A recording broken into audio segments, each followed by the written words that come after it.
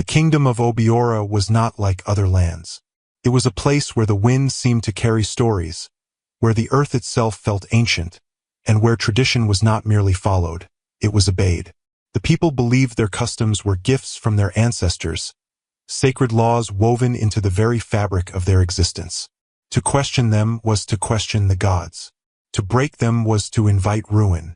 At the heart of the kingdom stood the royal palace, a vast structure of red earth and carved stone, adorned with symbols of past victories and ancestral pride. Tall pillars lined its entrance, each etched with the story of a great warrior who had once defended Obiora from its enemies. The palace was not just a home for the king, it was a monument to strength, because in Obiora, strength was everything. Not just the strength of the body, but the strength to lead, to protect, and to endure. And no tradition embodied this belief more than the law of strength.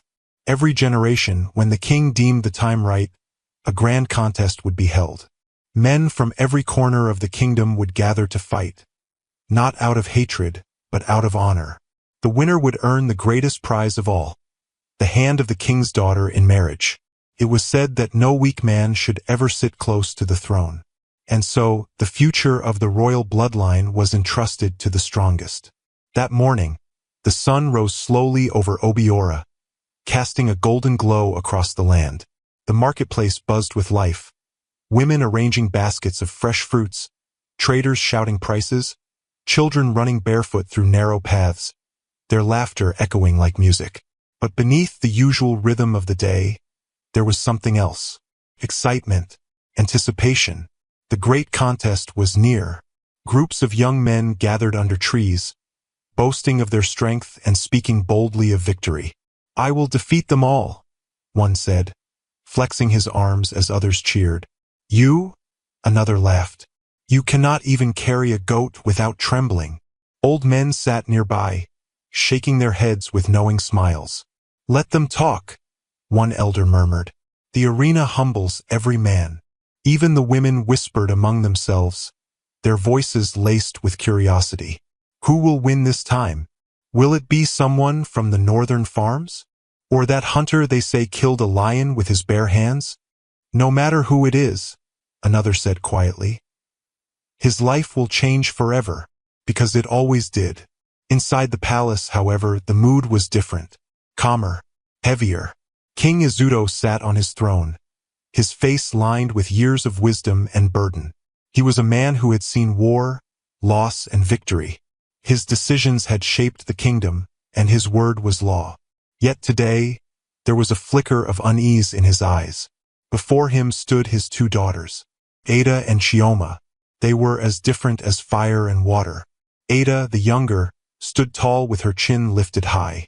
Her beauty was striking, sharp features, glowing skin, and eyes that sparkled not with kindness, but with pride. She wore her confidence like a crown, and her presence filled the room like a storm waiting to break. Chioma, the elder, stood beside her, calm and composed. Her beauty was softer, quieter, but no less powerful. There was a gentleness in her eyes, a warmth that made people feel at ease. Where Ada demanded attention, Chioma inspired respect. They were both daughters of a king, but only one carried the heart of the kingdom. King Izuto studied them in silence before speaking. "The time has come," he said, his deep voice echoing through the chamber. "The great contest will be held in 7 days." Ada's lips curled into a small smile. Chioma lowered her gaze slightly, thoughtful. "You both know what this means," the king continued. "One of you will be given to the victor." Ada stepped forward immediately. "Father," she said, her tone confident, almost dismissive. "Must we truly follow this old tradition again?" The room grew still. The king's eyes hardened slightly. "It is not old," he replied. "It is sacred." Ada sighed, clearly unimpressed. "With all respect, father, times are changing. Should a princess not have the right to choose her own husband?" Chioma glanced at her sister, a hint of concern crossing her face. The king leaned forward, his voice firmer now. "Ada, you speak as though you are above the laws of this land." "I am not above them," Ada replied quickly. But I am not blind to them either. Her boldness lingered in the air like a challenge. For a moment no one spoke. Then Chioma stepped forward gently. "Father," she said softly, "we understand the importance of tradition. We will honor your decision." Her voice was calm, respectful, like cool water soothing a flame. The king's expression softened slightly as he looked at her. "You have always understood," he said quietly. Ada rolled her eyes, turning away. "Of course she does," she muttered under her breath. Later that day, the sisters walked through the palace gardens. The air was filled with the scent of blooming flowers, and the sound of birds chirping created a peaceful melody. Servants moved quietly in the background, careful not to disturb the royal daughters. Ada walked ahead, her steps sharp and impatient. "I cannot believe this," she snapped. "Married off like a prize to some brute who knows nothing but fighting." Chioma followed calmly. "He will not be just a brute," she said gently. "He will be strong, and strength protects the kingdom." Ada turned sharply. "And what about happiness, Chioma? Does strength guarantee that?" Chioma paused. "No," she admitted. "But neither does pride." Ada scoffed. "You always speak in riddles. And you always speak in anger," Chioma replied softly. That only made Ada more irritated. "I will not live my life in a mud hut with a man who smells of sweat and soil," she declared. "I deserve more." Chioma studied her sister carefully. "Or perhaps," she said quietly, "you expect more than life is willing to give." Ada's eyes flashed. "I will choose my own destiny," she said firmly. "You'll see." Chioma said nothing, but deep down, she felt something shifting, like the first rumble of a storm that had yet to arrive. As evening fell, the kingdom glowed under the warm light of torches. Drummers gathered in the village square, practicing rhythms that would soon echo through the arena. Children mimicked fighters, laughing as they playfully wrestled in the dust. High above it all, the palace stood silent and watchful.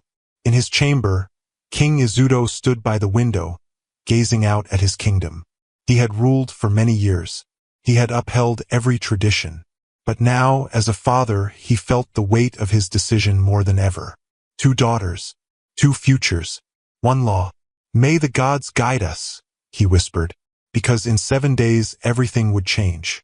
And not even a king could stop what was coming. The morning the prince arrived, the kingdom of Obiora did not wake gently. It stirred. It shifted.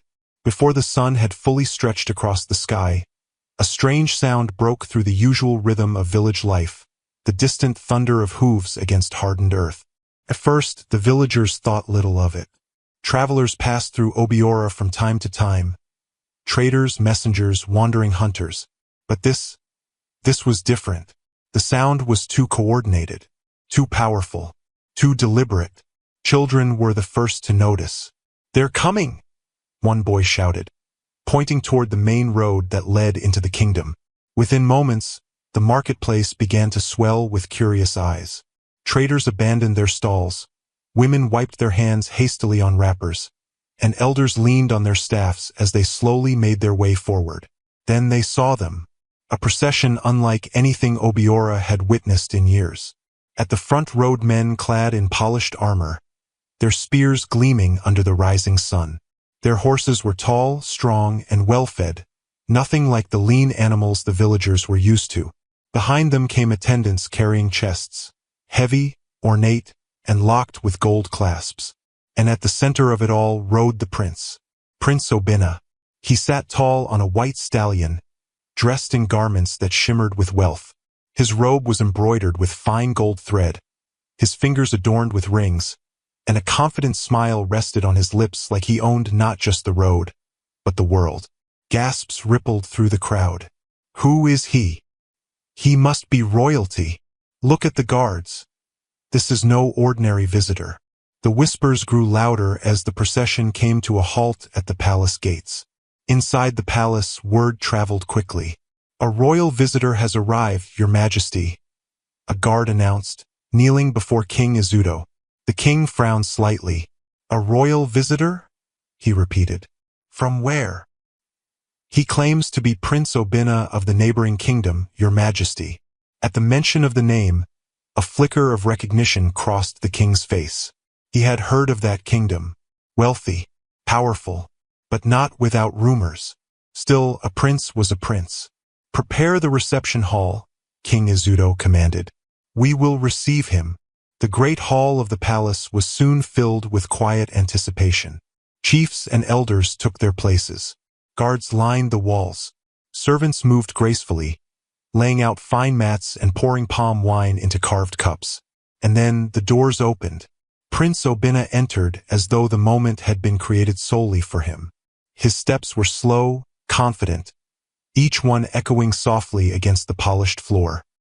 His guards followed, stopping at a respectful distance, while two attendants carried forward one of the ornate chests. He bowed slightly. Your Majesty, he said smoothly, his voice rich and controlled. It is an honor to stand in the presence of the great King Izuto of Obiora. The king studied him carefully before responding. You are welcome in our land, Prince Obina, he said. What brings you to Obiora? The prince smiled. I come with respect and intention. At a subtle gesture from him, the attendants stepped forward and opened the chest. A collective gasp filled the hall. Inside were treasures beyond imagination.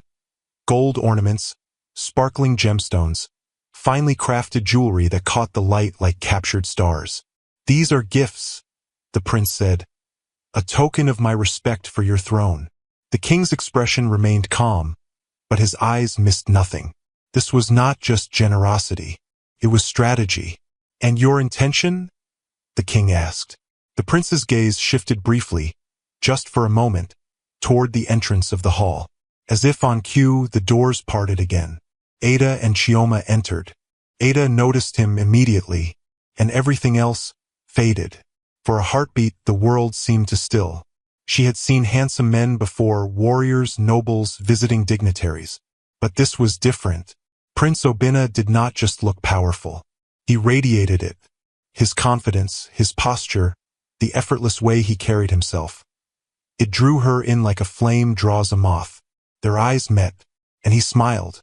Not a polite smile, not a respectful one, but something deeper, something knowing. Chioma, walking beside her sister, noticed the exchange instantly, and something about it unsettled her. The prince turned back to the king. My intention, he said clearly, is to ask for the hand of one of your daughters in marriage. The hall fell silent. Even the air seemed to pause. Ada's heart leapt. Chioma's fingers tightened slightly at her side. King Izuto leaned back slowly, his expression unreadable.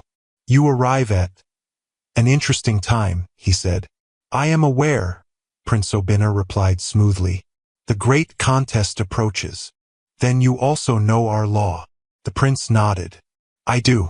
Only the strongest man in the kingdom may claim the princess. Then why are you here? The king asked. A faint smile touched the prince's lips. Because I believe some traditions can be reconsidered. A murmur spread through the chiefs. Dangerous words. Bold words. The king's gaze sharpened. In Obiora, he said firmly, tradition is not a suggestion.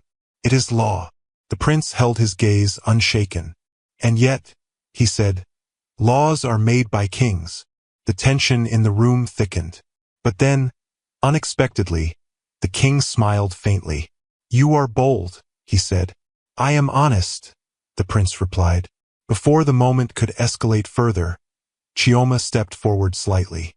Father, she said gently, perhaps the prince should be allowed to stay as a guest until the contest is over. Her voice softened the room. The king considered her words, then nodded. You will stay, he said to the prince. You will be our guest. Ada's heart soared. But understand this, the king continued, his tone firm once more. The contest will proceed, and its outcome will not be ignored.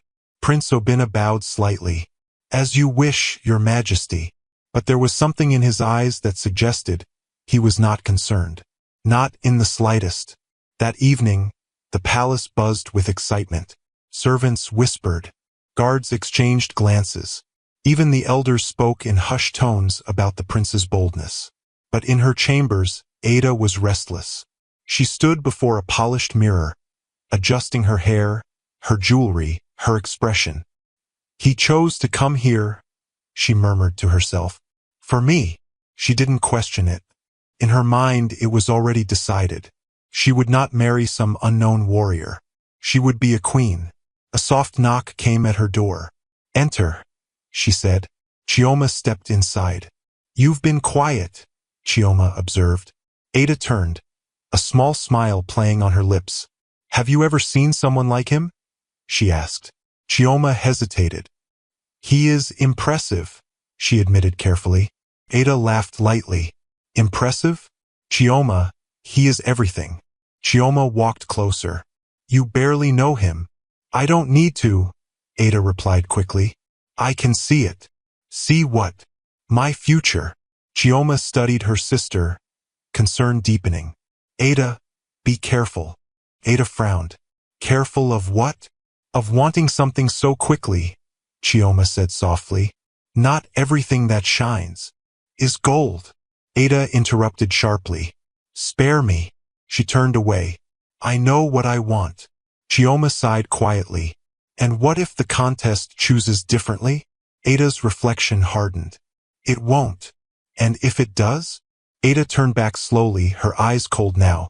"Then I will choose for myself." That night, as the palace slept, Prince Obina stood alone on a balcony overlooking the kingdom. The moonlight cast shadows across his face. One of his guards approached quietly. "My prince," he said. "Everything is in place." The prince nodded. "Good. And the contest?" A small, dangerous smile spread across Obina's lips. "Let them have their contest," he said. "In the end, I always win." He turned his gaze toward the distant village, toward the unknown, toward the future that was already beginning to twist in unexpected ways. Back in her chamber, Chioma lay awake. Something didn't feel right. She couldn't explain it. But deep in her heart, she felt it clearly. The arrival of the prince had not brought opportunity.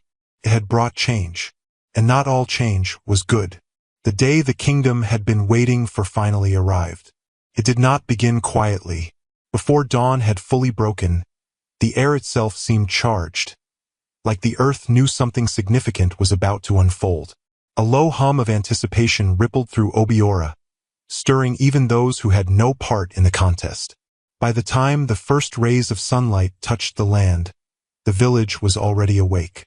Women tied their wrappers tightly, balancing baskets on their heads as they hurried toward the arena grounds. Men gathered in groups, their voices loud and animated, arguing over who would win.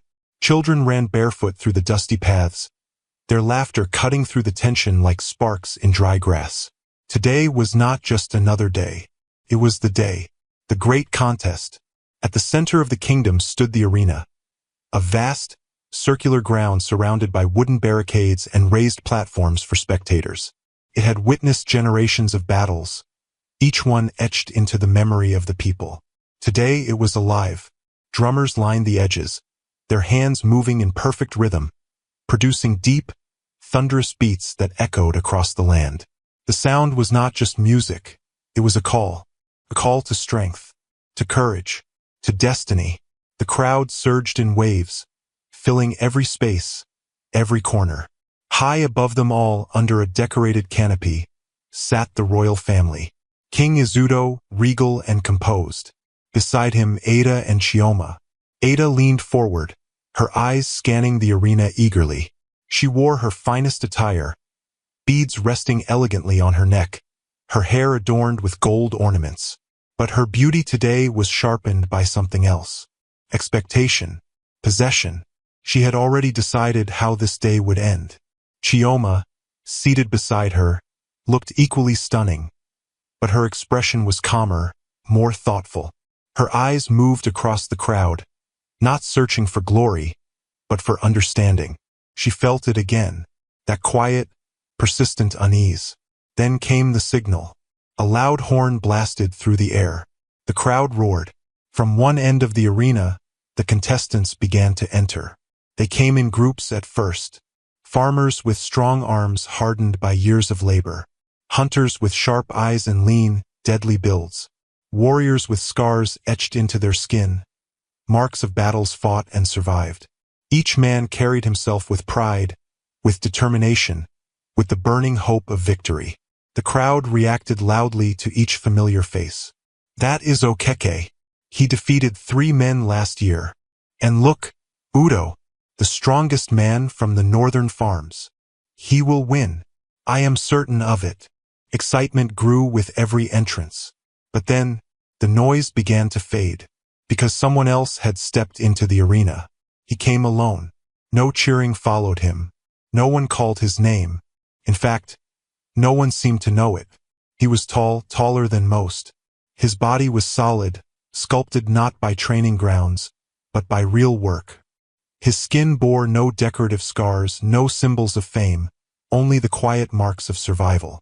His clothing was simple, worn, unremarkable, and yet there was something about him, something that made people pause, something that made the air shift. "Who is that?" a voice whispered. "I've never seen him before. He must be from a distant village. He looks like a nobody." The murmurs spread quickly. Up in the royal canopy, Ada frowned. "He cannot be serious," she muttered. "They allow just anyone into the contest now?" Chioma said nothing. Her eyes lingered on him. There was something in the way he walked, not arrogance, not fear, just stillness, like a river that runs deep and silent. The horn sounded again. The contest had begun. The first rounds were chaotic. Men clashed in bursts of strength and fury, grappling, throwing, striking, pushing each other into the dust. The crowd roared with every fall, every victory, every display of power. Fighters were eliminated quickly. Some fell with dignity, others with desperation. The arena became a storm of movement and noise.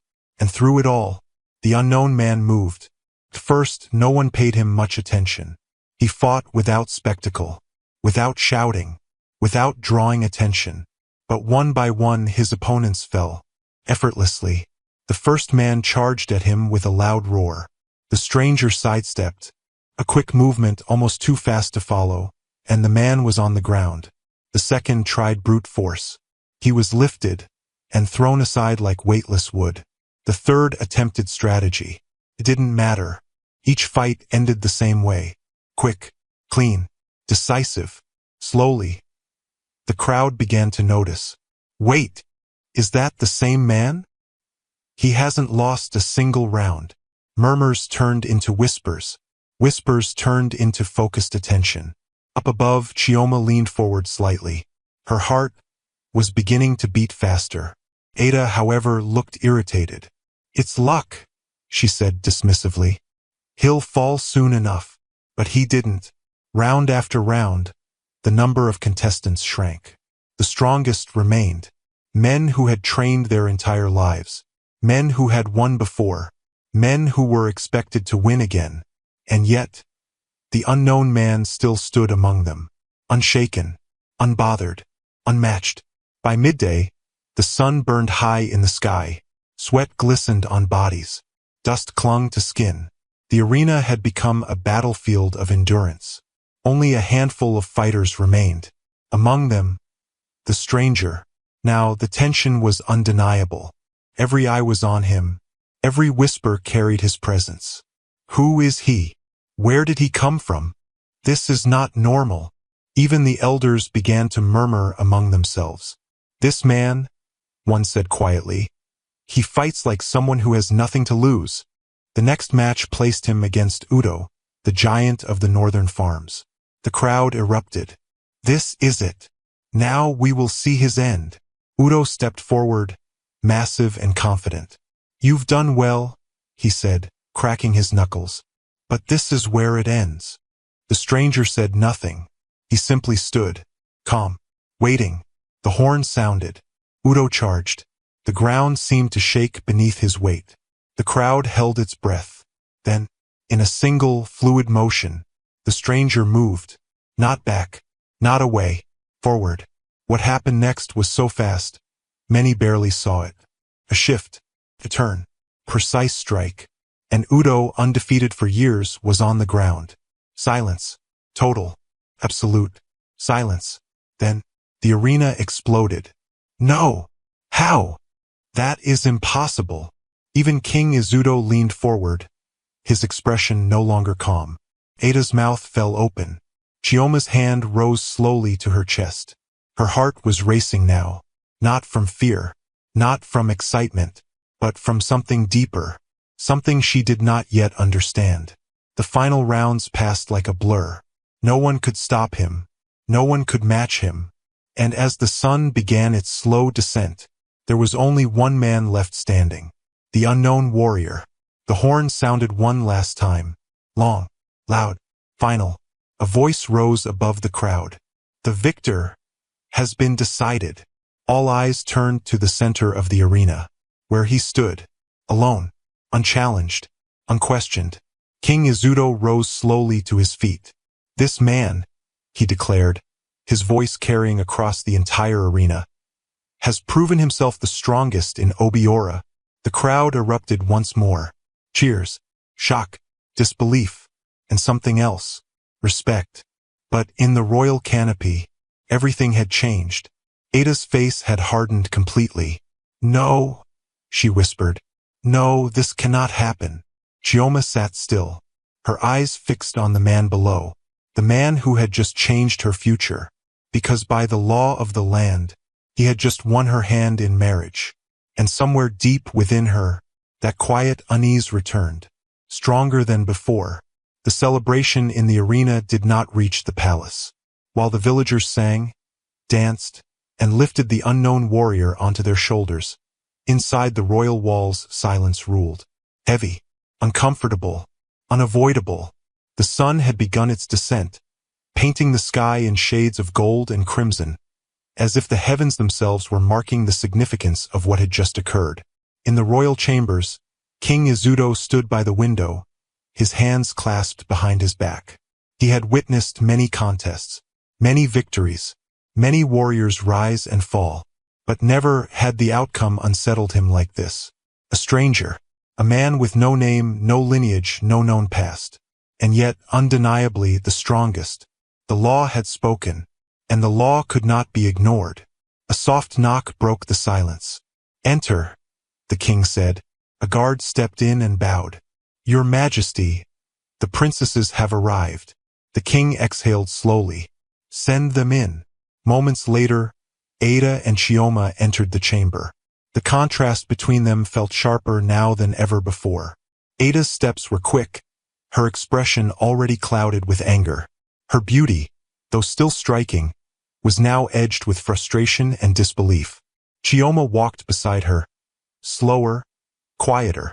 Her face was calm, but her eyes carried questions. Questions she had not yet spoken aloud. They both bowed slightly. You called for us, father. King Izudo turned to face them. For a moment he simply looked at them, not as a king, but as a father. Then his expression hardened slightly. You both witnessed the outcome of the contest, he began. Ada crossed her arms immediately. I witnessed a mistake, she said sharply. Chioma glanced at her, a silent warning in her eyes. But Ada ignored it. The king's gaze settled on her. There was no mistake, he said firmly. The strongest man won. The law has been fulfilled. The law is flawed. Ada snapped. The words landed like a slap. The air in the room shifted instantly. Chioma's heart skipped. Ada, she whispered softly, but it was too late. King Izudo took a slow step forward. You speak boldly today, he said, his voice low but dangerous. Ada lifted her chin. I speak truth, she replied. That man is nothing. No name, no status, no future. And you would give one of your daughters to him. The king's eyes darkened. That nothing defeated every man in this kingdom, he said. Strength is not given by status. It is proven. Ada let out a bitter laugh. So strength is all that matters? Not dignity, not honor, not worth. Strength protects dignity, the king replied sharply. Strength preserves honor. Without it, kingdoms fall. Ada shook her head, pacing now. No, she said. This is madness. I will not be part of it. Chioma stepped forward gently. Father, she said softly, perhaps we can discuss. There is nothing to discuss, the king interrupted. His voice was final now, decisive. The warrior has earned his right. One of you will marry him. The other will be given to the prince. At the mention of the prince, Ada froze. Slowly, she turned. That is already decided, she said. The king's brow furrowed. It is not for you to decide, he replied. I have decided, Ada repeated, her voice rising. I will marry the prince. Ada, the king said, warning now evident in his tone. You forget yourself. No, she shot back. For once, I remember exactly who I am. The tension snapped. Chioma felt it, like a string pulled too tight, ready to break. You are my daughter, King Izuto said, his voice firm and controlled. And you will follow the laws of this kingdom. I am also a human being, Ada shouted. Not a prize to be handed over to some villager. Her words echoed through the chamber, each one heavier than the last. Chioma's chest tightened. Ada, please, she said, reaching out slightly. But Ada pulled away. I will not marry him, she declared. I refuse. Silence. Thick. Dangerous. The king's face had gone still. Too still. And if I command it? He asked quietly. Ada hesitated, but only for a moment. Then you will force me, she said. And I will hate you for it. The words struck deep. For a brief second, the king's composure cracked. Not as a ruler, but as a father. But just as quickly it returned. You test my patience, he said. I test your fairness. Ada fired back. Chioma stepped between them now. Enough. Please, she said softly, her voice trembling slightly, but steady enough to cut through the storm. This is not the way. Both of them turned to her. For a moment the anger paused. And in that pause, Chioma felt the weight of everything. The kingdom, the tradition, her father, her sister, the future, all resting on a single moment. She looked at Ada first, her younger sister, stubborn, proud, but still family, still someone she loved. Then she looked at her father, a king bound by duty, a man trapped between law and love. And in that instant, Chioma understood something neither of them could see. This was not just about marriage. It was about peace. I will marry the warrior, she said. The words fell softly, but they carried the weight of thunder. Ada blinked. What? She said. The king straightened slightly. Chioma. But she continued. It is my duty as the elder, she said calmly. And if it brings peace to this house, then I accept it. Ada stared at her in disbelief. You cannot be serious, she said. Chioma turned to her, offering a small, gentle smile. It is all right. No, it is not. Ada snapped. You don't even know him. Neither do you know the prince, Chioma replied quietly. That is different. How? Ada faltered, just for a second. You are giving up your life, Ada said, her voice lower now, but still sharp. For what? Tradition. For peace, Chioma answered. Ada shook her head. You're weak, she muttered. The words hung in the air, but Chioma did not react, because deep down, she knew the truth. This was not weakness. It was strength of a different kind. King Izuto stepped forward slowly. He looked at Chioma, not as a king now, but as a father seeing something he could not ignore. You understand what this means, he said quietly. Chioma nodded. Yes, father. You will leave the palace. Yes. You will live as he lives. Yes. There was no hesitation, no fear in her voice, only acceptance. The king closed his eyes briefly, then opened them again. So it shall be, he declared. His voice carried finality, decision, fate. Chioma, daughter of Obiora, will marry the victor of the great contest. He turned to Ada. And you will be given to Prince Obina. Ada exhaled sharply. Relief flooded her face, but it was quickly replaced by something else. Something she didn't quite understand. Because for a brief moment, watching her sister stand there, calm and unwavering, Ada felt something unfamiliar, something uncomfortable, guilt, but she pushed it away. "I will prepare for my wedding," she said quickly, turning toward the door. Without another word, she left. The room grew quiet again, just Chioma and her father. King Izuto walked closer to her. "You have done something great today," he said. Chioma shook her head gently.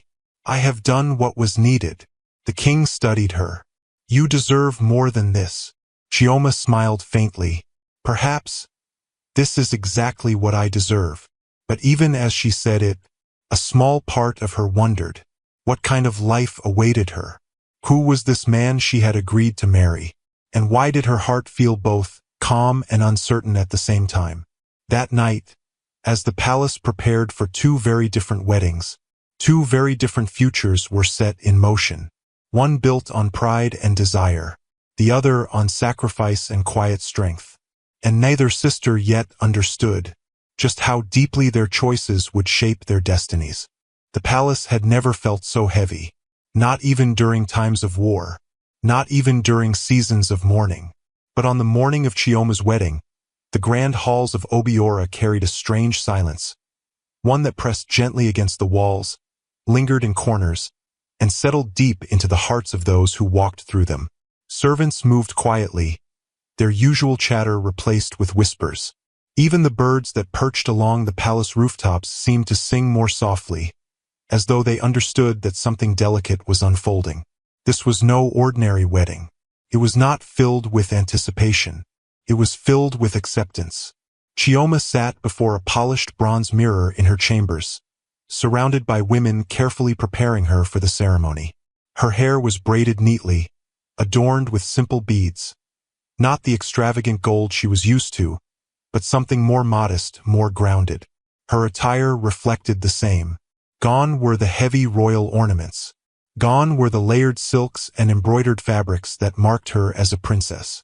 Instead, she wore a simple wrapper and blouse, elegant but humble, appropriate for a wife of a villager. One of the older women adjusting her beads paused for a moment, her hands lingering. "You are too calm," the woman said softly. Chioma met her reflection. "Should I not be?" she asked gently. The woman hesitated. "Most brides tremble," she admitted. Chioma gave a faint smile. "Then perhaps I am not like most brides." But even as she spoke, her fingers tightened slightly in her lap. Because calm did not mean she felt nothing. It simply meant she had chosen not to let her fears speak louder than her duty. Across the palace, Ada's chambers told a different story entirely. Laughter, music, excitement. Her wedding preparations were everything Chioma's were not. Bright fabrics spilled across the room. Gold jewelry glittered under the light, and servants moved quickly, trying to keep up with her endless instructions. "No, not that one," Ada snapped, pointing at a necklace. "The heavier one. I want it to shine."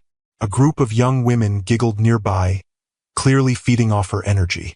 "You will be the most beautiful bride any kingdom has ever seen," one of them said. Ada smiled, pleased. "I already am," she replied confidently. But beneath her excitement, something flickered. A thought she quickly pushed aside. She did not look toward Chioma's chambers. She did not ask how her sister was doing, because doing so would force her to acknowledge something she wasn't ready to face. By midday, the ceremonies began. The palace courtyard was divided, not physically, but in spirit. On one side, the prince's wedding preparations shimmered with wealth and grandeur. Guests from distant lands had arrived, dressed in fine garments, their presence adding to the spectacle. On the other side, Chioma's ceremony was quieter, simpler, more traditional. Villagers gathered, their expressions mixed, some curious, some respectful, some quietly sympathetic. At the center stood the man she was to marry, the warrior. For the first time, Chioma truly looked at him, not as a figure in the arena, not as the man who had changed her fate, but as a person. He stood tall, his posture steady, his expression calm. His clothing was clean, though still simple. There was no arrogance in the way he carried himself, no attempt to impress. He did not look at the crowd. He did not seek their approval. Instead, his gaze rested briefly on her.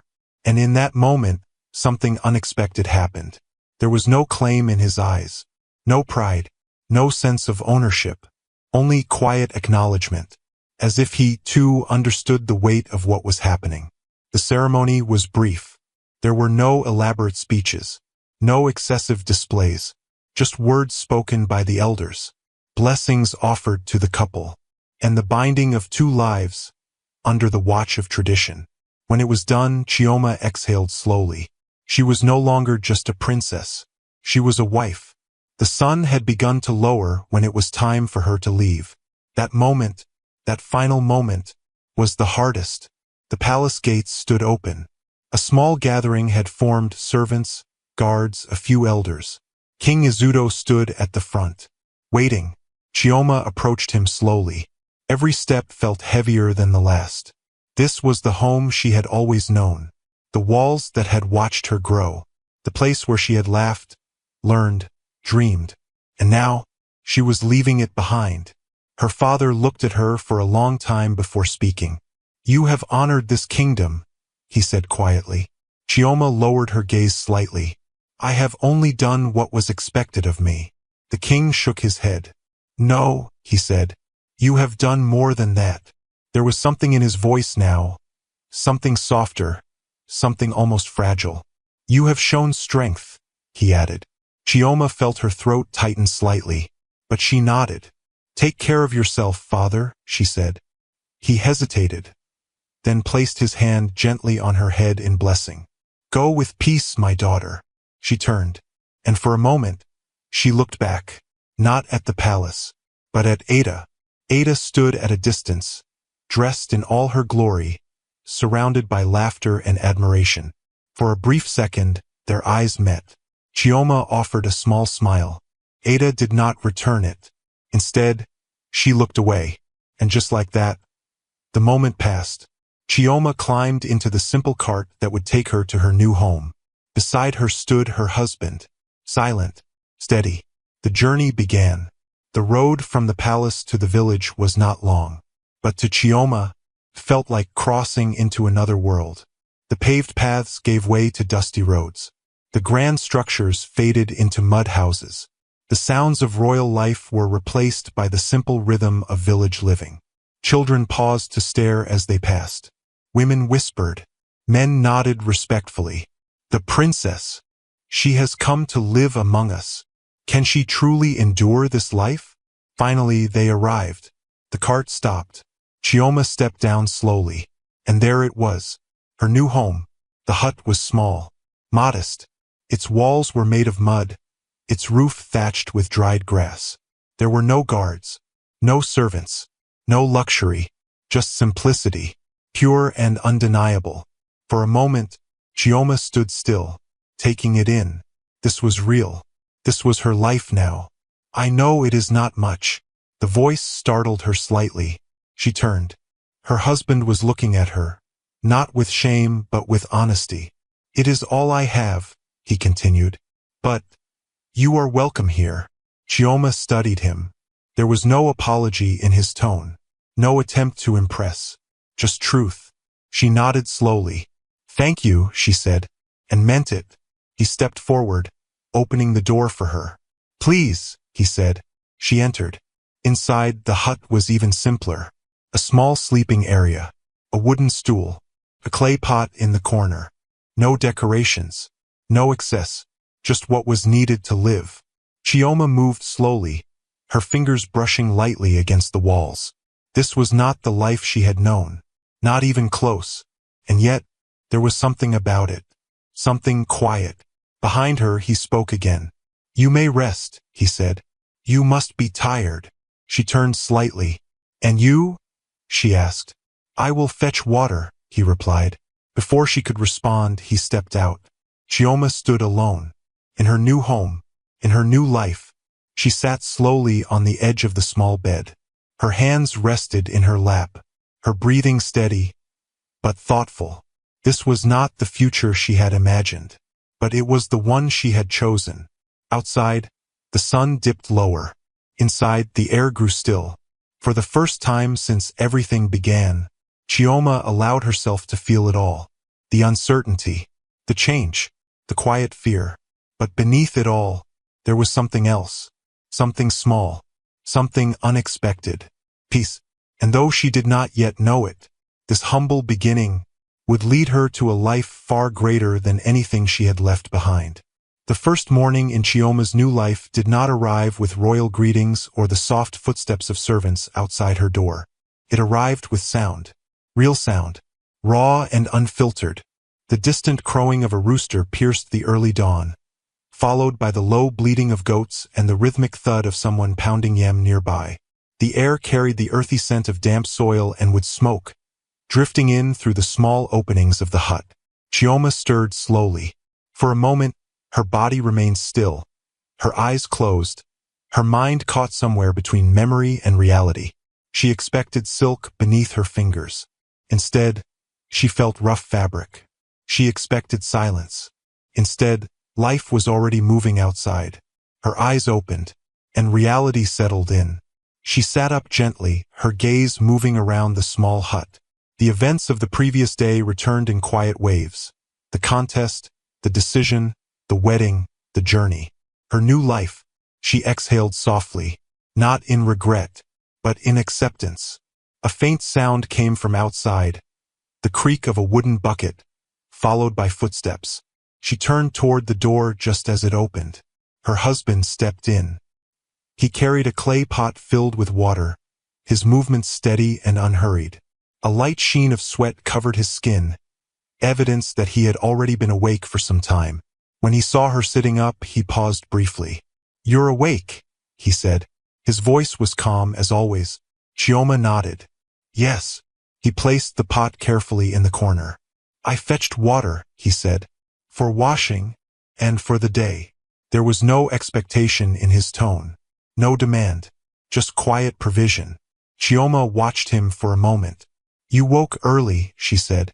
"I always do," he replied simply. She hesitated, then asked, "Why didn't you wake me?" He glanced at her briefly. "You needed rest." The answer was so straightforward, it caught her off guard. In the palace, everything had been done for her, not out of kindness, but out of duty. Servants served because they had to, but this felt different. "I can help," she said softly. He shook his head. "You will," he replied, "but not today." There was no condescension in his voice, only understanding. Later that morning, Chioma stepped outside for the first time as a villager. The sunlight greeted her warmly, casting a soft glow over the land. The village was already alive. Women carrying water, men preparing tools, children chasing each other through narrow paths. But when she stepped out, everything paused. Not completely, but enough. Eyes turned. Whispers followed. "That is her. The princess. She truly came." Chioma felt the weight of their gaze. Not cruel, not hostile, just curious. A woman approached her slowly, balancing a basket on her head. "You are welcome," the woman said kindly. Chioma offered a small smile. "Thank you."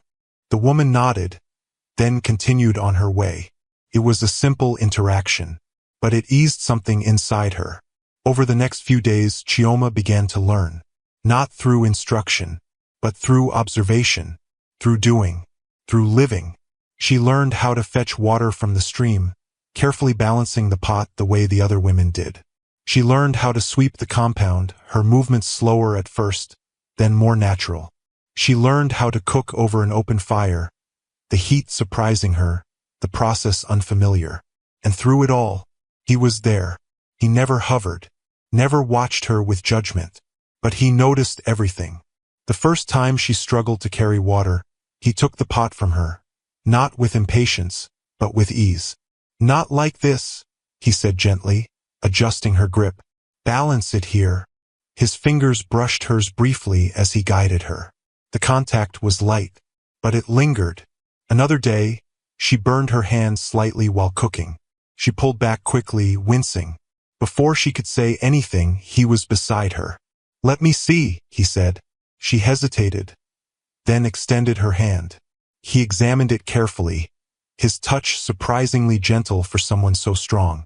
"It is not serious," he said, "but be careful." There was something in the way he said it, not as an instruction, but as concern. That night, as they sat outside the hut, the sky stretched endlessly above them, filled with stars. Chioma had never seen the sky like this before.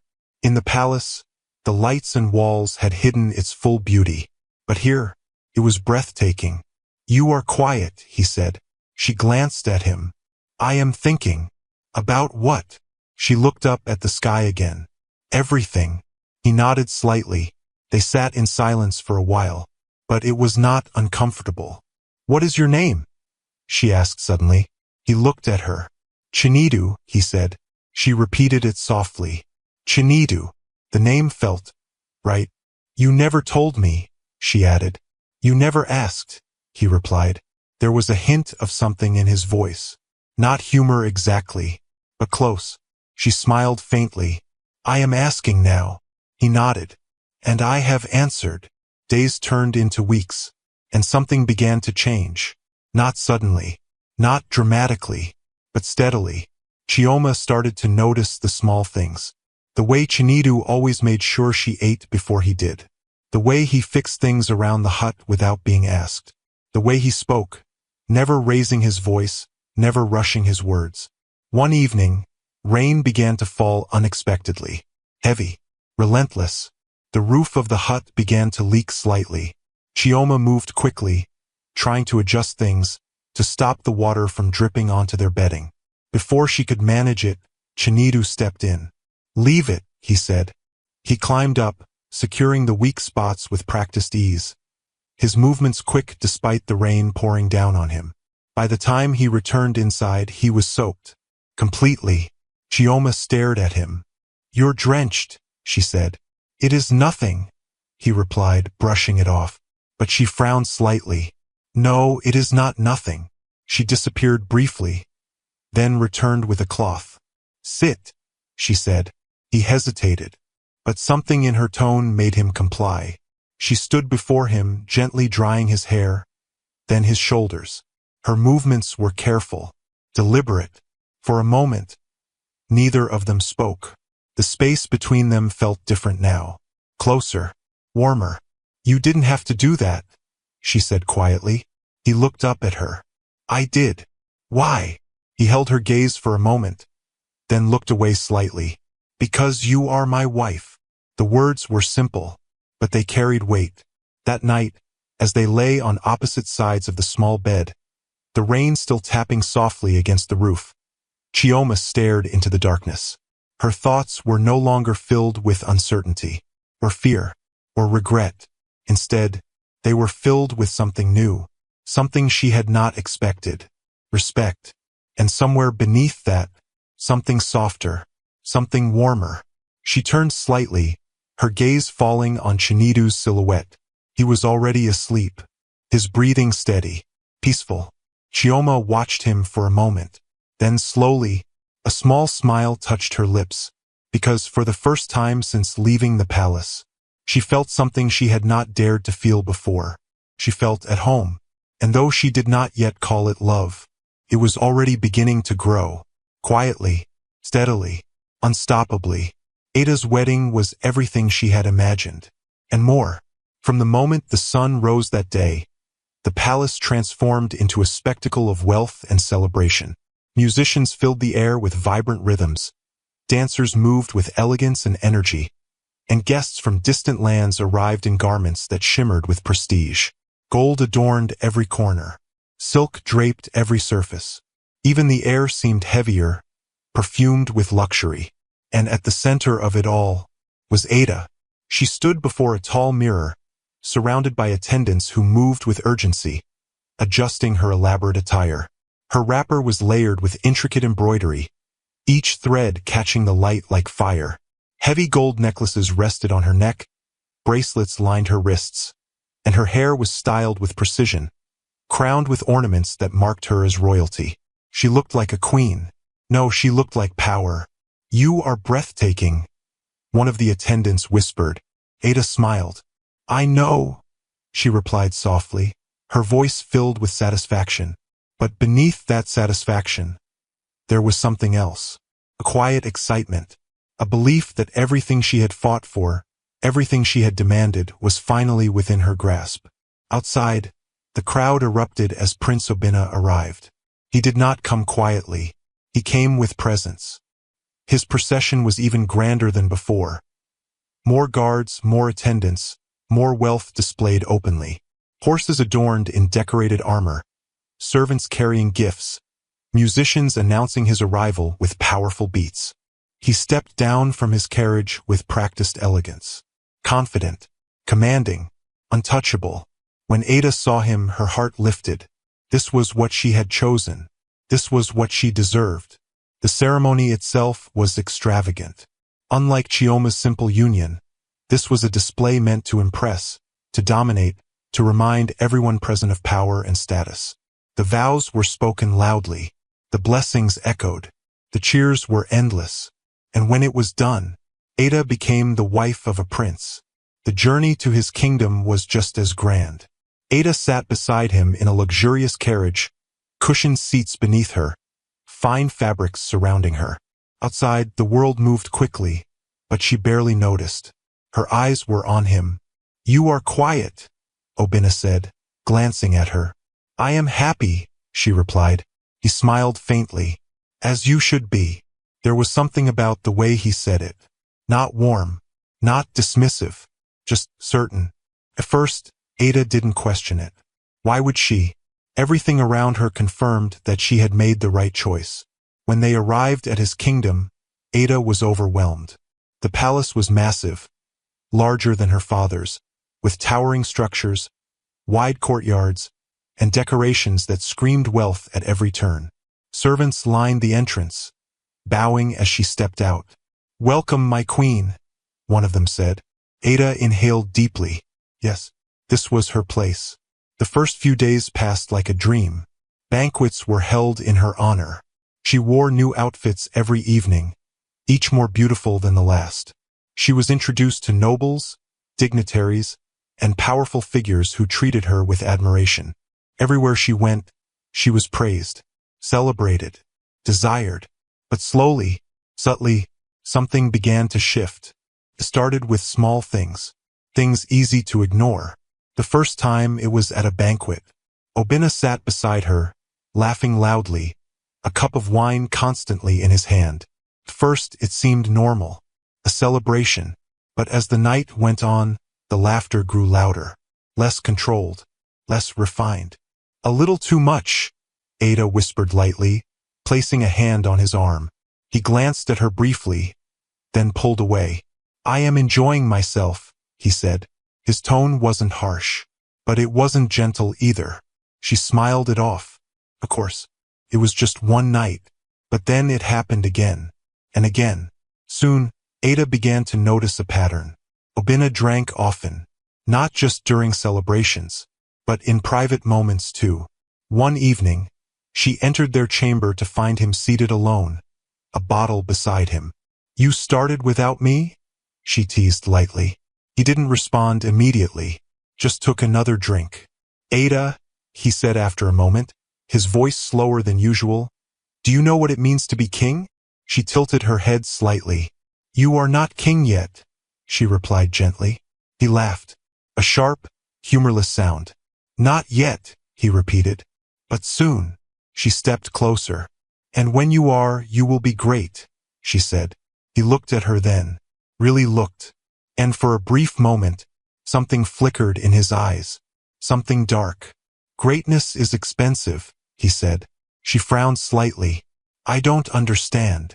He smiled, but it didn't reach his eyes. "You will." Ada's unease began to grow. Then came the nights he didn't return. At first, she waited patiently. A prince had responsibilities, meetings, duties, but one night turned into 2, then 3. When he finally returned, the smell hit her first. Alcohol. Strong. Overpowering. Where have you been? She asked, trying to keep her voice steady. He shrugged off his outer garment. Out. That is not an answer. He turned to her slowly. And I do not owe you one. The words stung. Sharp. Unexpected. I am your wife, she said. And I am your husband, he replied. Not your servant. Silence filled the room. Ada swallowed. This was not the man she had imagined. Not the man she had chosen. But she wasn't ready to accept that yet. Then came the whispers. Servants talked. Quietly, carefully. But Ada heard enough. The prince was seen at the gambling house again. He lost heavily last night. They say he borrowed money. Ada confronted him. You gamble? She asked, her voice tight. He didn't deny it. Sometimes. How much have you lost? He smirked slightly. Does it matter? Yes, it matters, she snapped. You are a prince. You have responsibilities. He stepped closer, his presence suddenly overwhelming. Do not lecture me, he said quietly. Ada felt something she hadn't felt in a long time. Not anger, not pride, fear. She stepped back slightly. The room felt different now. Smaller, colder. Days passed, then weeks. The truth became impossible to ignore. Obinna was not just a drinker. He was dependent. Not just a gambler. He was reckless. The man she had chosen was not a dream. He was a storm. One evening, Ada sat alone in her chamber. The silence pressed against her. No laughter, no music, no admiration, just thoughts. Her mind drifted, back to the palace, back to that moment, back to Chioma. Her sister's calm voice. I will marry the warrior. Ada's chest tightened. She shook her head quickly. No, she whispered to herself. I made the right choice. But the words felt hollow, because for the first time, Ada began to wonder, what if she hadn't? Outside, the palace remained grand, beautiful, impressive. But inside, Ada felt it clearly now. She was not living in a dream. She was living in a cage, a golden one, and the door was slowly closing. The message arrived at dawn. It came quietly, without ceremony, without warning, carried by a lone messenger whose face told the story before his lips ever moved. By the time he was ushered into the palace, the air had already changed. Servants moved slower. Guards spoke in hushed tones. Something was wrong. Ada stood at the balcony of her chamber, watching the early light stretch across the kingdom. The sky was pale, almost uncertain, as though even the sun hesitated to rise fully. She hadn't slept well. Not for many nights now. A restless unease had settled deep within her. A feeling she could no longer ignore, no matter how hard she tried to bury it beneath fine clothes and forced smiles. Behind her, the doors opened. A servant stepped in, bowing low. My lady. The prince requests your presence in the council hall. Ada turned slowly. At this hour? The servant hesitated. There has been news. Her heart tightened. Without another word, she moved quickly, her steps echoing softly through the long corridors of the palace. Something about the silence unsettled her. This was not the lively, indulgent palace she had grown used to. This felt different, heavy. When she reached the council hall, the doors were already open. Inside, the atmosphere was thick with tension. Elders stood in small groups, whispering urgently. Advisors paced. Guards stood more rigid than usual. And at the center of it all was Obinna. He stood near the throne, his back slightly turned, a cup in his hand. Even now, even in this moment, Ada stepped inside. What is happening? She asked. The room fell quiet. All eyes turned to her. Obinna didn't answer immediately. He took a slow drink, then turned. His expression was unreadable. My father is dead, he said. The words struck like thunder. For a moment, Ada said nothing. The room seemed to tilt slightly, the weight of the news pressing against her chest. The king, dead? She began, but the words caught in her throat. She didn't know what to say. What could be said? The elders bowed their heads. Mourn the king, one of them said solemnly. May his spirit find rest among the ancestors. Ada looked at Obinna. She expected sorrow, grief, something. But what she saw instead was something else. Not sadness, not pain, relief. It was subtle, barely there, but she saw it, and it chilled her.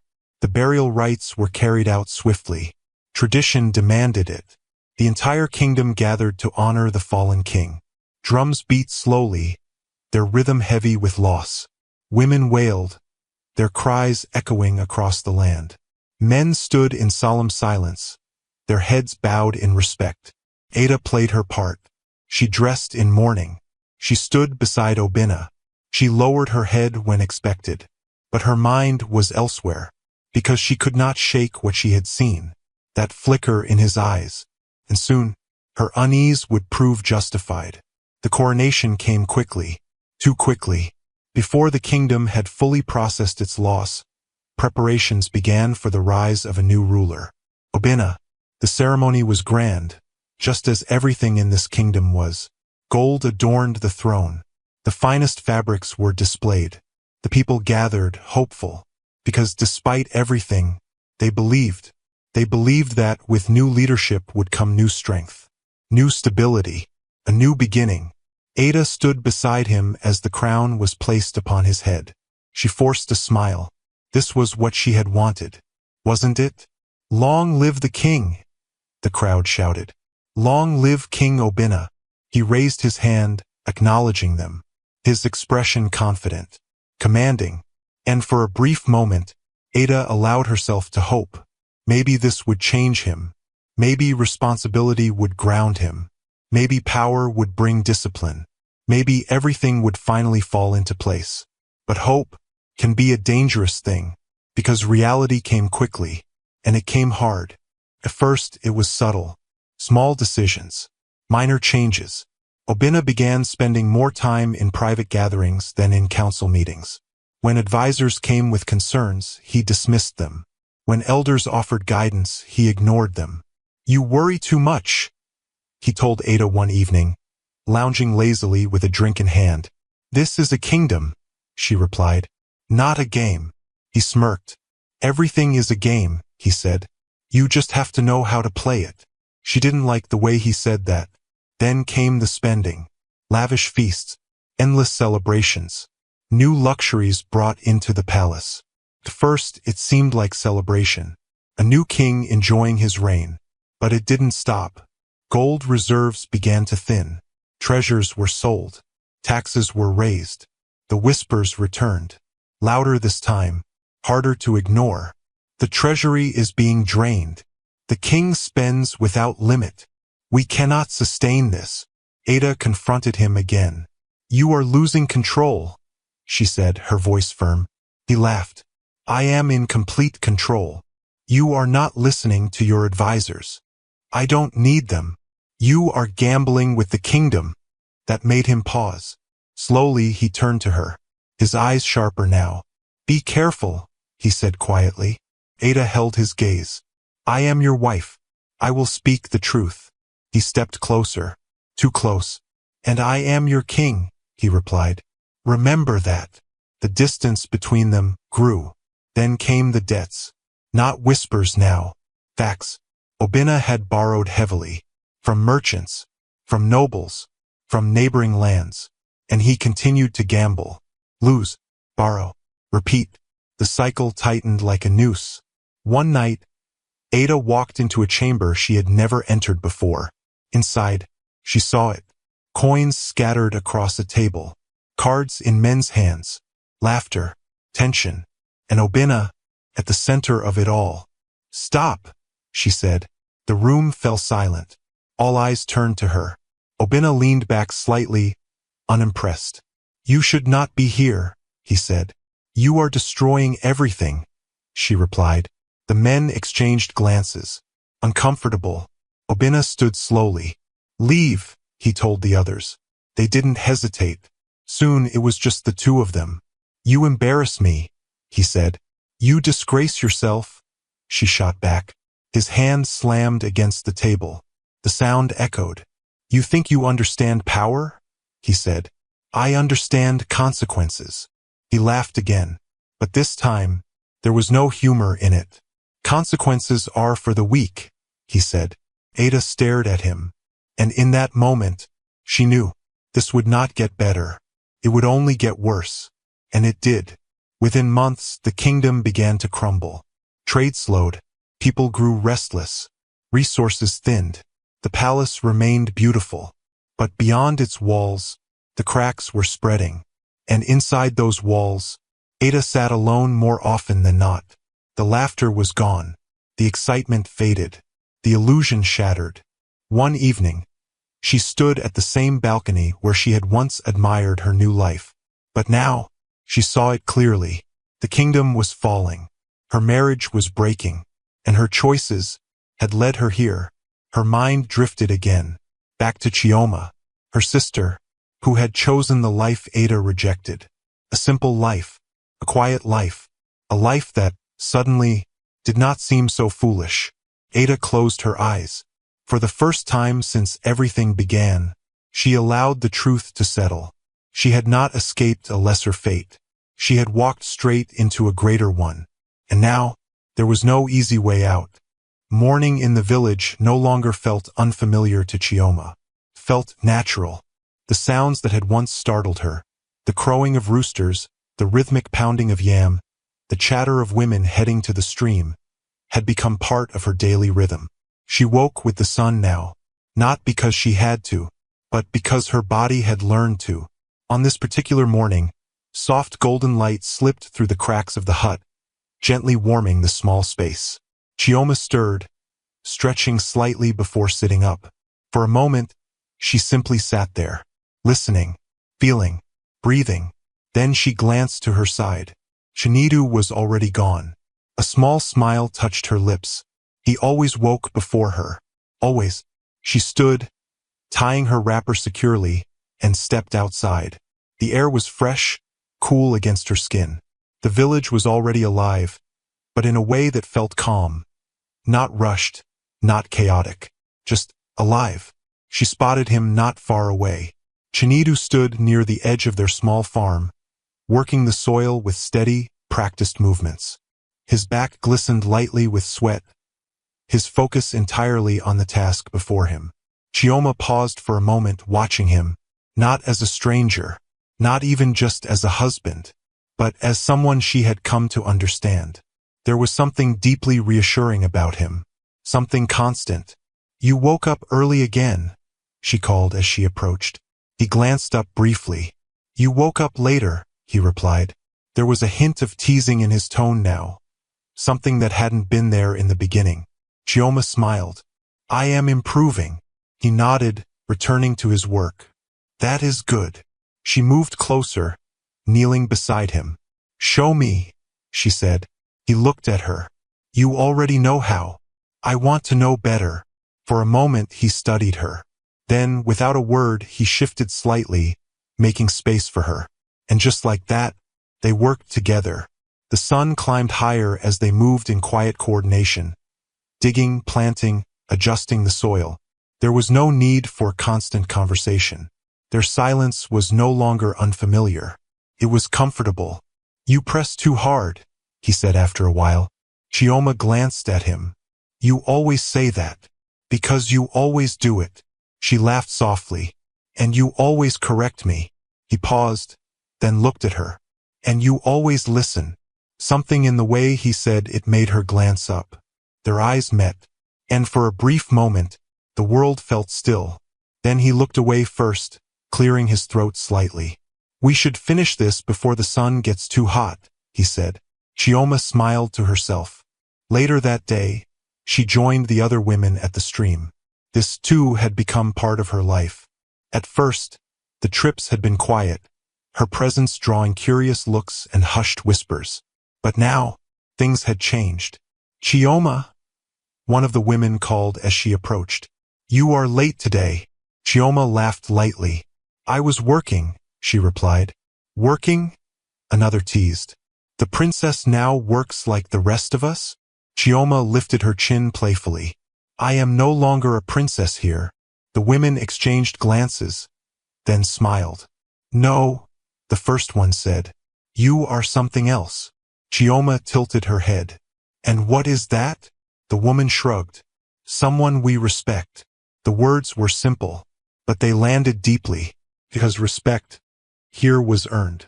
As they filled their pots and began the walk back, the conversation flowed easily. Stories were shared. Laughter echoed. Chioma listened, and spoke, and laughed. And in those moments, she didn't feel like someone who had lost a life. She felt like someone who had found one. Back at the hut, she prepared the evening meal. The fire crackled softly, the aroma of food rising into the air. Chinidu sat nearby, repairing a tool, his hands moving with quiet precision. You have improved, he said suddenly. Chioma glanced at him. In cooking, he nodded. She smiled. I had a good teacher. He shook his head. You had patience. She paused, then said softly, I had no choice. He looked at her then. Choice is not always what shapes us, he said. Sometimes, it is what we do after. Chioma considered that. You speak like a man who has lived many lives, she said. He didn't respond immediately, just returned to his work. And for the first time, Chioma noticed it. The mystery. There were things about Chinidu she did not know. Things he did not speak of. A past he kept quiet.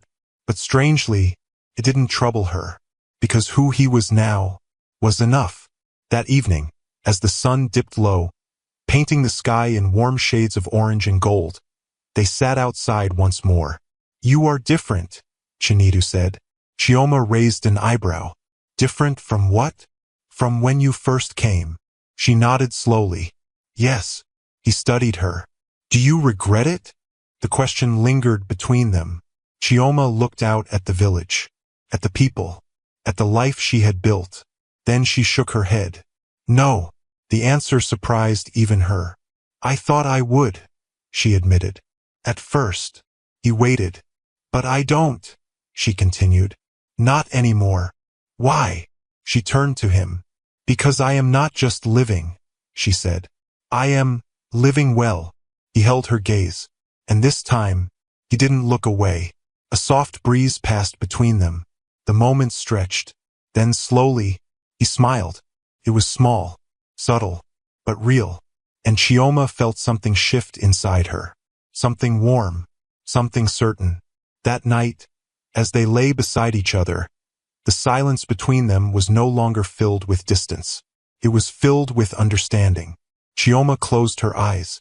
Her mind did not wander to the palace, to wealth, to what she had lost. Instead, it rested here, in the quiet, in the simplicity, in the presence of a man who had never promised her anything, but had given her everything she didn't know she needed. And somewhere in the stillness of that night, without words, without declarations, love took root, deep, steady, unshakable, and far away, in a palace filled with gold and regret, Ada sat alone, because while one sister had built a life from nothing, the other was watching everything fall apart, and neither of them yet knew that the greatest change was still coming. The day began like any other, calm, predictable, peaceful. The morning sun rose gently over the village, spilling soft light across the land. A faint breeze moved through the trees, carrying with it the familiar sense of earth and firewood. Chioma was already awake. By now, her body no longer resisted the rhythm of village life. It had embraced it. She stepped outside the hut, tying her wrapper as she moved, her eyes scanning the compound. Chinidu was there. Of course he was. He stood near the wooden fence, adjusting one of the posts that had loosened during the night. His movements were quiet but purposeful, his strength evident even in the simplest tasks. Chioma watched him for a moment, a small smile forming on her lips. There was comfort in this, in knowing what to expect, in knowing him. You will fix everything in this village if you are not careful, she called out lightly. He glanced at her, the corner of his mouth lifting faintly. Only what needs fixing, he replied. She walked toward him. And who decides what needs fixing? He straightened slightly, meeting her gaze. I do. Chioma laughed softly. Of course you do. It was a simple exchange. Light, easy. The kind of moment that had become normal between them. And yet, neither of them knew it would be one of the last moments of normal. Because not long after, something unusual happened. At first it was just a sound. Faint, distant, a low, unfamiliar hum. Chioma paused, her head tilting slightly. Do you hear that? She asked. Chinidu stilled. His expression shifted just slightly. I do, he said. The sound grew louder, stronger. It wasn't like anything the village was used to. Not the creaking of carts. Not the hooves of horses. Not the chatter of people. This was different. The ground itself seemed to react. A subtle vibration beneath their feet. By now, others had noticed. Villagers began stepping out of their homes, their faces filled with curiosity. What is that? Where is it coming from? Children ran toward the main path, excitement lighting up their faces. And then, they saw it. A car. Not just any car. A sleek, polished Rolls-Royce. Its black exterior gleamed under the sunlight, reflecting the world around it like a mirror. It moved smoothly along the dusty road, untouched by the roughness beneath it, as if it did not belong to the earth it traveled on. The entire village froze. Some stepped back instinctively. Others moved closer, drawn by curiosity. Have you ever seen something like that? No. It must belong to a king. The car slowed as it approached. And then, it stopped. Right in front of Chioma and Chinidu's hut. Silence fell. Heavy. Complete. Chioma's heart began to beat faster. This must be a mistake, she whispered. Chinidu said nothing, but his eyes had sharpened. The car doors opened. Two men stepped out. They were dressed in suits, perfectly tailored, clean and sharp. Their shoes barely seemed to touch the ground as they walked, their movements controlled and deliberate. They did not look like anyone from the village. They looked like men from another world. One of them adjusted his tie slightly before speaking. Good afternoon, he said. His voice was calm, professional, but his eyes were searching. Good afternoon, Chioma replied cautiously. The man's gaze shifted, past her, to Chinidu. Are you, Chinidu? He asked. There was a pause, a brief one, but enough to be noticed. Chinidu stepped forward slightly. Yes, he said. The two men exchanged a glance. And then, they smiled. Not casually, not politely, but with relief. Finally, one of them said under his breath. Chioma frowned slightly. Is there a problem? She asked. The first man turned to her. No, my lady, he said. On the contrary, we believe we have just found the solution. The words made little sense. But before Chioma could respond, the second man stepped forward. We have been searching for you, he said to Chinidu. Chinidu's expression remained unreadable. For me? He asked. Yes, the man replied. For many years. A ripple of murmurs spread through the villagers. Chioma felt her pulse quicken. This must be some kind of mistake, she said. The man shook his head. It is not. He reached into a leather folder and pulled out a set of documents. Your name is Chinidu Okafor, he said. Chinidu's brow furrowed slightly. Yes. You were separated from your family many years ago. Silence. Chioma looked at him. He hadn't told her this. You were believed to be lost, the man continued. But your father never stopped searching. Chinidu's jaw tightened slightly. My father is dead, he said. The man nodded slowly. Yes, he said. He passed away recently. Something shifted in the air.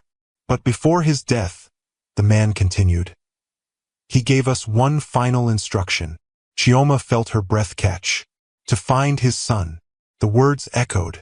To find you. The villagers were completely silent now. Every eye was fixed on Chinidu. The man stepped closer. Your father, he said, was one of the wealthiest men in the world. A gasp rippled through the crowd. Chioma's mind struggled to process the words. Wealthiest in the world? That is not possible, she whispered. But the man continued. and as his only son, everything now belongs to you. The world seemed to stop. Chioma looked at Chinidu, at the man she had lived with, worked with, loved, the man she believed she understood. And suddenly, everything felt different. Chinidu stood still, completely still, as if the weight of those words had rooted him to the ground. I don't understand, he said finally. The man softened slightly. You were taken away as a child, he explained. Circumstances beyond your control. You were raised here, unaware of your true identity. Chioma's heart pounded. This was not real. Couldn't be. But the car, the men, the documents, it all felt too precise to be a lie. We have proof, the second man added, holding out the papers. Chinidu hesitated, then took them. His eyes moved across the pages slowly, and as he read, something changed. Not dramatically, not visibly, but Chioma saw it. Recognition, a flicker of something buried deep. Memories. Is it true? She asked softly. He didn't answer immediately. Then quietly, yes. The word hit her like a wave. The villagers erupted into whispers. The warrior. The poor man. The richest man's son? Chioma stepped back slightly. Her mind raced. All this time, he had been more than she ever imagined. And yet, he had lived so simply, so quietly, beside her. The first man cleared his throat gently. There is much to discuss, he said. Arrangements to be made. Chinidu looked at him, then at Chioma, and for a moment, everything else faded. Will you come with us? The man asked. The question hung in the air, heavy, because it was not just about him. It was about them. Chioma's heart tightened. Everything was about to change. Again. But this time, she did not know if she was ready, or if she would lose the life she had just begun to love. Chinidu took a slow breath, then spoke. We will talk, he said. The word settled gently, but firmly, and Chioma felt something steady inside her. Whatever came next, they would face it together. But deep down, she knew, nothing would ever be the same again. The village did not return to normal that day. Couldn't. Not after what had happened. Long after the sleek black car had gone silent. Long after the men in suits had stepped back respectfully. The air still carried the weight of revelation. The strongest man in the kingdom, the quiet farmer, the man who lived in a mud hut, was the son of one of the richest men in the world. The villagers did not leave. They lingered in clusters, whispering, glancing toward the hut as though expecting something else to happen. Something even greater. But nothing did. At least, not immediately. Inside the hut, everything felt smaller. Not physically, but emotionally. Chioma stood near the doorway, her hands clasped tightly together. She had not moved much since the revelation. Had not spoken much either. Across from her, Chinidu sat on the wooden stool, the documents still in his hands. He had read them, twice, maybe more, but the words did not feel real. They sat on the page like someone else's story, not his. You knew, Chioma said softly. The words broke the silence. Chinidu looked up. There was no anger in her voice, no accusation, just quiet searching. I remembered pieces, he admitted. Chioma stepped closer. Pieces. He nodded slowly. Things that never made sense, he said. Dreams, places, voices. He exhaled, running a hand through his hair. I thought they were just that. Dreams. Chioma studied him. And now, he looked at the papers again. Now, I think they were memories. Silence settled again. But it was different this time. Heavier. Chioma lowered herself onto the edge of the bed. What happens now? She asked. It was a simple question, but it carried everything. Chinidu did not answer immediately, because for the first time in a long time, he did not know. Outside, the men in suits waited patiently. They had seen reactions like this before. Shock, disbelief, resistance. But they also knew something else. Truth always settles. Eventually, a soft knock came at the door. May we come in? one of the men asked. Shinidu glanced at Chioma, then nodded. Come in. The men entered carefully, their presence once again contrasting sharply with the simplicity of the hut. We understand this is overwhelming, the first man said. Shinidu said nothing. The man continued. Your father was a powerful man, not just wealthy, but respected across nations. Chioma listened closely. He searched for you for years, the man added. He never stopped believing you were alive. Something tightened in Shinidu's chest. He left everything in your name, the second man said. His companies, his estates, his accounts. Chioma's breath caught slightly. Everything? The scale of it was impossible to grasp. There are responsibilities, the first man continued. Decisions that must be made. People who depend on what he built. Shinidu's gaze hardened slightly. I didn't build any of that, he said. The man nodded. No, but it is yours now. Shinidu looked down at his hands. Rough, calloused. These were not the hands of a wealthy man. I am a farmer, he said quietly. The second man stepped forward slightly. You are more than that. Shinidu looked up. For a moment, there was tension. Then Chioma spoke. You are both, she said softly. The room shifted. Shinidu looked at her. She held his gaze. You are the man who built this life, she continued, and the man who has just discovered another. Her voice was calm, grounding. You don't have to choose one over the other, she added. The words settled into him. Slowly, deeply. The first man cleared his throat gently. We have prepared arrangements, he said. If you choose to come with us, everything is ready. Chioma felt her heart tighten again. This was it. The moment. Shinidu looked at her, and in that look, there was a question, not spoken, but clear. Will you come with me? Chioma didn't hesitate. Where you go?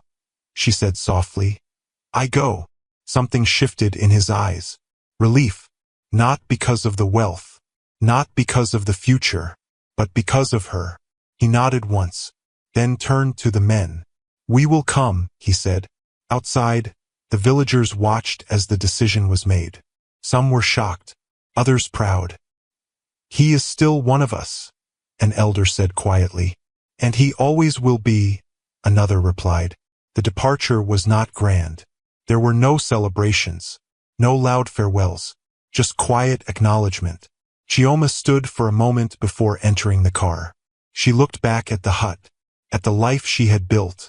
It was small, simple, but it had been real, and she would carry it with her. Always. She stepped inside. The door closed, and just like that, another chapter of her life ended. The journey to the city was long. The road changed gradually, from dirt to stone to smooth pavement. The world outside the window transformed. Buildings grew taller, structures more complex, people more hurried. Chioma watched it all in silence. It was overwhelming, but she did not feel lost, because beside her, Shinidu sat just as quietly, processing, thinking, feeling. When they finally arrived, even he paused. Before them stood a mansion. No, an estate. Massive, elegant, impossible. Gates opened automatically. Guards stood at attention. Servants lined the entrance. This is your home, one of the men said. Chioma felt her breath catch. This was the other life. Shinidu stepped out of the car slowly. For a moment, he said nothing. Then quietly, this is not who I am, he said. Chioma stepped beside him. No, she replied gently. He looked at her. But it is part of your story, she added. He took a deep breath, then nodded. Together, they walked forward, not as strangers to wealth, not as people consumed by it, but as two people who had already learned something far greater than riches. How to live, how to love, how to remain grounded, even when the world beneath them changed.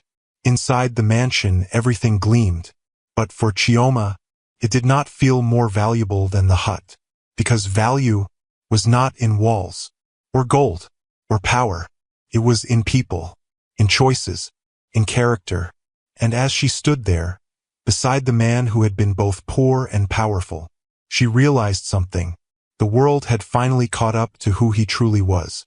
But it had not changed him, and it would not change her, because their strength had never come from what they owned, but from who they were. Power does not always arrive with noise. Sometimes, it arrives quietly. Months had passed since Chioma and Chinidu left the village. Months since the revelation that turned their lives upside down. Months since the world shifted. And yet, inside the grand estate they now called home, there was no chaos, no arrogance, no reckless display of wealth. There was order, calm, purpose. The estate itself was alive with activity. Workers moving efficiently, vehicles arriving and leaving, decisions being made that affected lives far beyond its gates. But at the center of it all stood Chinidu, not as a confused villager, not as an overwhelmed heir, but as a man who had chosen who he would be. He had learned quickly, not because he was chasing power, but because he understood responsibility. In the beginning, the transition had not been easy. There were meetings he did not fully understand, decisions that felt too large, expectations that pressed heavily on his shoulders. But he listened, he observed, he asked questions, and slowly, he adapted, not by becoming someone else, but by bringing who he already was into this new world. He treated workers with respect. He refused unnecessary extravagance. He focused on rebuilding systems his father had left behind, not for profit alone, but for stability. "Power is not what you take," he said once during a meeting. "It is what you protect." The room had fallen silent, not because they were surprised, but because they understood. This was not the kind of man they were used to, and beside him was Chioma. She had changed too, but not in the way people expected. She wore fine clothes now, lived in luxury, moved among influential people, but none of it had altered her essence. She still woke early, still preferred quiet moments, still spoke with kindness that disarmed even the most hardened individuals. Servants admired her, not out of obligation, but out of genuine respect. "She greets us by name," one whispered. "She listens," another said. "She sees us," a third added, because Chioma had lived without all this, and she had not forgotten. Together, they became something rare, not just powerful, but grounded, not just wealthy, but respected. And slowly, their influence spread. Villages once ignored began receiving support. Farmers were given resources. Communities strengthened. Chinidu did not forget where he came from, and Chioma made sure of it. "Never lose the soil beneath your feet," she would say, and he never did. But far away, in a crumbling kingdom once filled with pride, a different story was unfolding. Ada stood at the balcony of a palace that no longer felt like a home. The walls were still grand, the structure still impressive, but everything else had faded. The servants were fewer now, the halls quieter, the once vibrant energy replaced by something heavy. Decay. King Obina's rule had done what many feared. It had broken the kingdom. Debt had consumed resources. Trade had collapsed. Trust had vanished. And still, he had not changed. Ada closed her eyes. There was a time when she had stood in a place like this, full of excitement, full of certainty. Now, all she felt was emptiness. Behind her, a crash echoed. She didn't turn immediately. She didn't need to. "I said I want more," Obina's voice roared. Ada finally turned. He stood in the room, unsteady, a cup in his hand, his anger filling the space like a storm. "There is nothing left," she said quietly. He laughed, a harsh, broken sound. "There is always something left," he snapped. "Not anymore." Their eyes met. For a moment, there was silence. Then he looked away, because even he knew the truth. Everything was gone. Ada stepped back slowly. This was not the life she had chosen, but it was the life she had created. And now, she had to face it. Days later, the decision was made. Ada left, not in grandeur, not with celebration, But quietly, she returned to Obiora, not as the proud princess who once demanded control, but as a woman who had learned. The journey back felt longer than it had before. Every step carried memory. Every mile carried regret. When she arrived, the kingdom looked the same, but she did not. The palace gates opened, and for the first time, she did not walk in with confidence. She walked in with humility. King Izuto was gone now. Time had taken him, and the palace felt different without him. Ada moved through its halls slowly. Everything felt familiar, yet distant. Then, she heard it. Voices, and something else. Movement. She turned toward the sound, and froze, because standing in the courtyard was a sight she never expected to see. A luxurious convoy. Vehicles unlike anything Obiora had ever witnessed. People gathered. Whispers filled the air. And at the center of it all was Chioma, dressed in elegance, radiating quiet confidence. Beside her stood Chinidu, not as a villager, not as a stranger, but as a man the world now recognized. Ada's breath caught. For a moment, she couldn't move. This was the life she had rejected. And now, it stood before her, transformed. Chioma turned. Their eyes met. And in that moment, time seemed to fold in on itself. Ada stepped forward slowly. Her pride, her anger, her certainty, all gone. "I was wrong," she said. The words came out quietly, but they carried everything. Chioma said nothing at first. She simply looked at her sister, really looked at her, at the change, at the weight she carried. Then, she stepped forward and embraced her. Ada froze. Then slowly, she held her back. Tears filled her eyes. "I chose wrongly," she whispered. Chioma shook her head gently. "You chose what you believed was right," she said. Ada pulled back slightly. "And you?" she asked. "Did you never regret it?" Chioma smiled softly. "No." The answer was simple, certain, and it broke something in Ada, not painfully, but completely, because in that moment, she understood. True wealth was not what she had chased. It was what Chioma had found, and what Chinidu had always been. Strength, character, love, not chosen in pride, but built in humility. As the sun set over Obiora once more, the story came full circle. Two sisters, two choices, two paths, and one truth. Life does not reward pride. It reveals it. And in the end, it is not what we are given, but who we choose to become, that defines our crown. Thanks for watching. If you enjoyed this story, please subscribe to this channel and tell us where you are watching from. Have a wonderful day.